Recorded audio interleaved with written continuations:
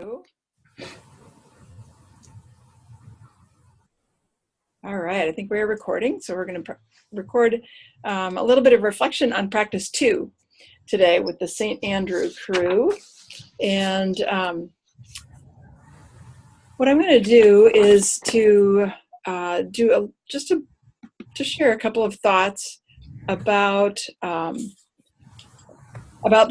dimensions, the 4 dimensions of the practice, but I'm going to share thoughts on the first 2, and then I'm going to invite a little bit of reflection on the 3rd dimension, and then just another thought or 2 on the 4th dimension.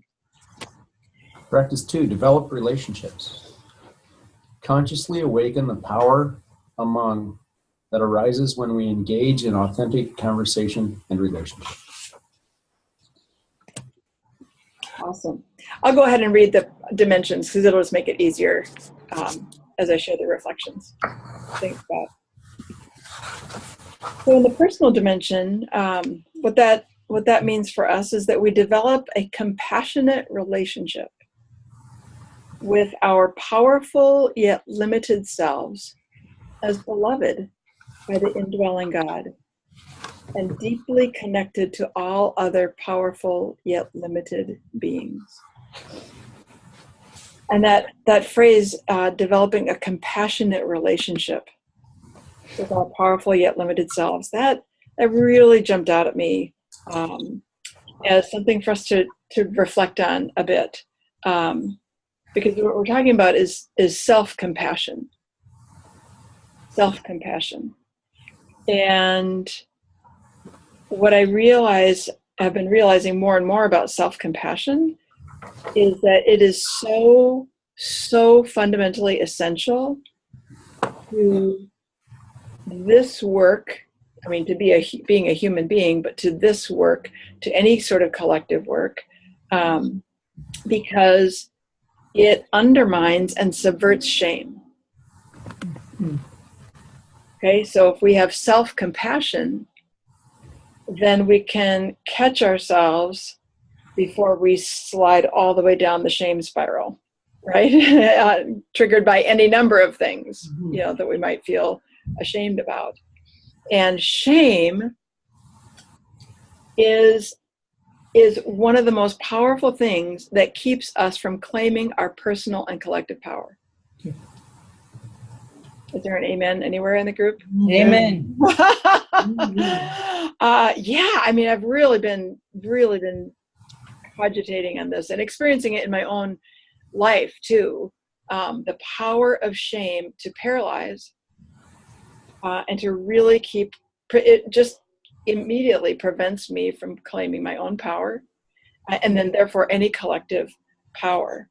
And so self-compassion with our powerful yet limited, fallible selves is a totally subversive act, because it allows us to have access to power.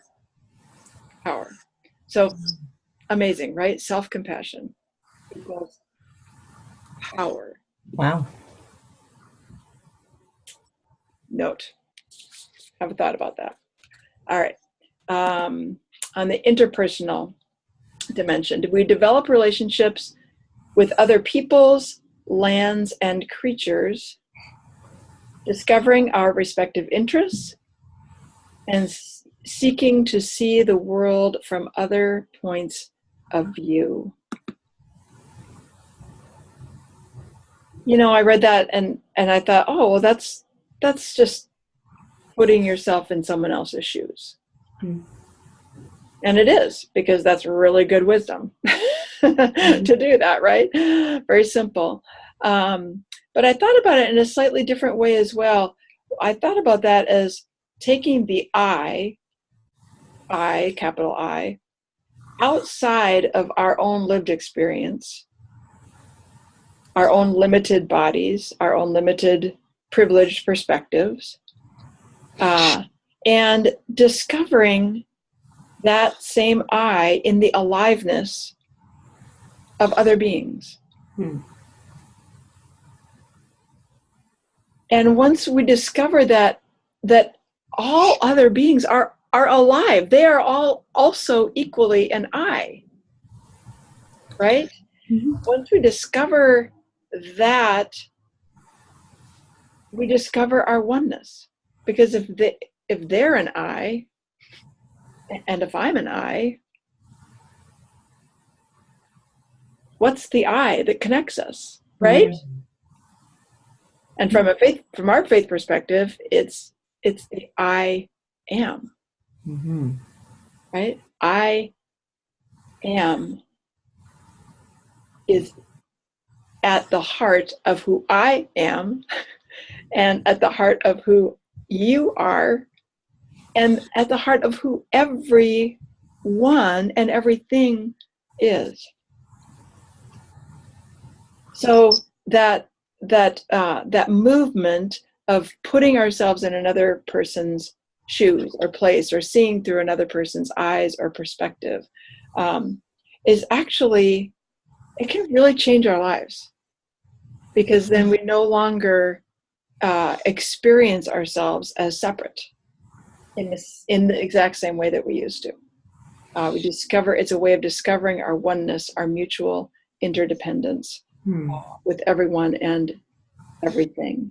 So that interpersonal practice of just simply developing relationships and seeking to put ourselves in another person's shoes, another being's shoes, and seeing out of their eyes, whether they have actual physical eyes or not, right?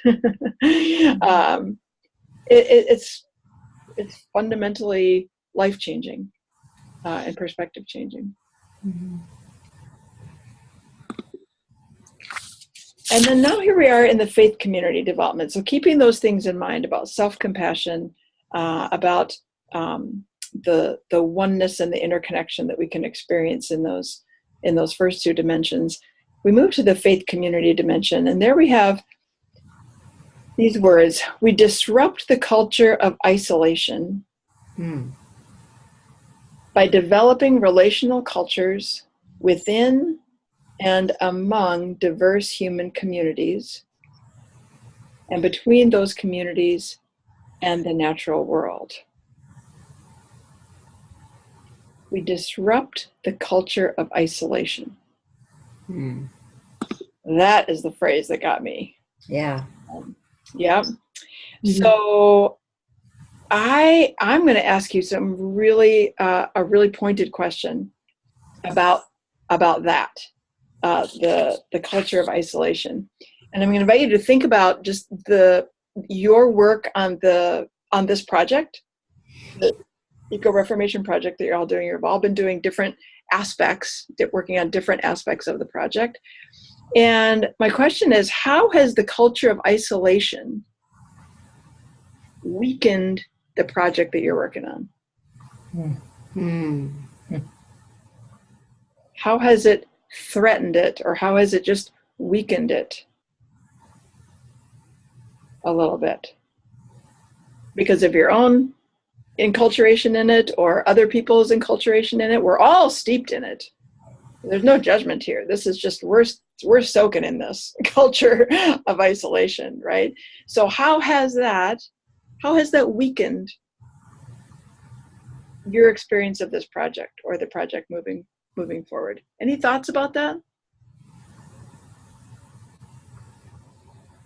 I can definitely talk about that.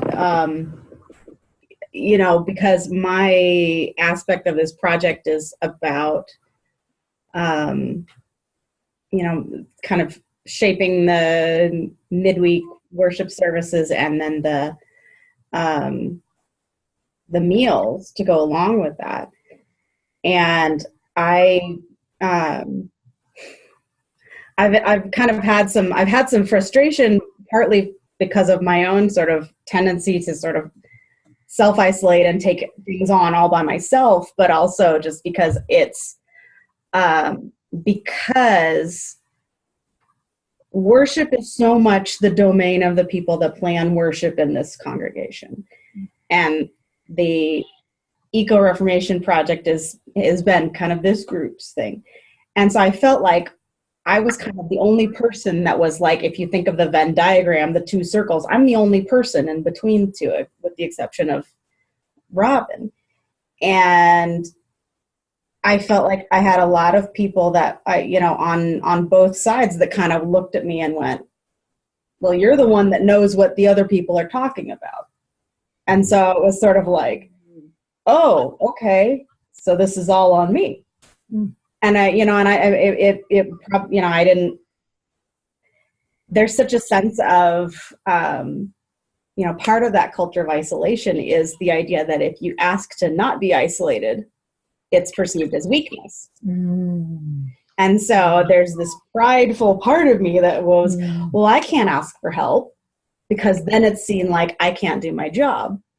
And so then it's like, oh gosh, And so, I definitely feel like, especially the meal thing is very like, it's feeling like I'm really pulling things together at the last minute because I'm trying to sort of go, oh gosh, I have to get everything together and I got to get all these people organized, and not my strength. That's not my strength to organize other people. So, I definitely, that's right there that's my testimony on the culture of isolation and how that can affect what you do and how successful you can be. Oh gosh, Allison, thank you so much for being so honest Sure. about that. Because that is for real. Yeah. I mean, I don't know the rest of you. I'm raising my hand. Like I get exactly what you're saying. Every bit of it. Yeah, that's for real. Yeah. I think too, for my part, I think we get isolated in our busyness. So we don't appear to be isolated because we're very busy. Usually involves other people, and certainly I think when this is one element of all the other busyness that we have, and for me, so within my busyness, I stopped and tried to do my part, and certainly I think that isolation within busyness, because we're all busy, leads to certainly misunderstandings, like with me and Robin, but just in terms of she gave me feedback that just was like, what? It wasn't as bad as it seemed, but in my busyness, it was really overwhelming. I stopped and really looked at it, and then it wasn't. But I think that definitely weakens any group efforts when we're just all chugging along, within that. And then there's a new element thrown in, and it's just like, oh my gosh, I just don't know that I can do more or this different or whatever. It always makes, I think, a project difficult. That isolation of being busy. Yeah. Yep. Add in these things or fit them in or change as we move. Be open to, suggestions from others when it's like, oh, it was everything I could do to get this much done. So I think that's definitely makes a project struggle. Yeah. Well, we have gone a bit over time. If there's somebody that really has something burning about this, please do share, because this is really rich. I mean, even just naming it out on the table, right? Just being able to be vulnerable and to say, yeah, we're really up against a lot every single day, to do something countercultural, on the many levels that you're trying to do something countercultural, right? So just being, just acknowledging that, and then having self-compassion. Great time for this, right? Coming back to that personal dimension. I think one thing is it doesn't allow us to really discover each other's stories, which relate to this. I mean, I had a one-to-one with a nice older woman who felt just this sense of depression over that. What can we do about this? People don't listen. These people that she knew, they're incapable of changing their ways. And she said, and I just said, no, you know what? We can do this. It's going to seem like a struggle. And she said afterward, just talking to me gave her that sense of hope. Just sharing our shared concern. Yes. We didn't make any progress per se necessarily, but getting to know our stories really taps into our individual powers. Yeah. And it gives us individually the authority, right? The Mhm. people. So. Yeah. Yeah, I appreciate that. It's a powerful story, right? Yeah. Just one conversation, one attempt at moving out of the culture of isolation can move someone from despair to hope. Mhm. I mean, that's how powerful it is, right? Yeah. Yeah. When we get to later in the meeting, when you're all checking in on your projects, I invite you to then think of the flip side of this question, which is, in whatever part you have left to do as this project unfolds, how can you really keep this this practice in mind and disrupting that culture of isolation, Mhm. even now, at whatever stage you're at, even now. Because as we've seen, like even one little conversation can make the difference for somebody, and can open up some power that wasn't there before. So, all right, I knew a man once who had been in Alcoholics Anonymous for 25 years, and he said one of the things that he had learned from being in that program was it was never too late to start his day over. He'd learned that from his 12-step program, and so he had recently had an experience where he just felt like the whole day was totally messed up, and it was 7 p.m., and he just said a prayer to God and welcomed God to help him start his day over again. And for the last few hours of the day, he said it was fabulous. So I appreciate your encouragement as a great reminder that even when things get overwhelming or something in a project or with a team, it's also like it's never too late to get regrounded and reoriented in these practices and in the way we believe God is calling us to be engaged in this. And that's part of the human condition. We're going to, kind of get off or get busy and get back into that productivity mindset that we're trying to undermine. And all it takes is just stopping and offering a prayer and starting over again. So thank you for that. Yeah, thank you all.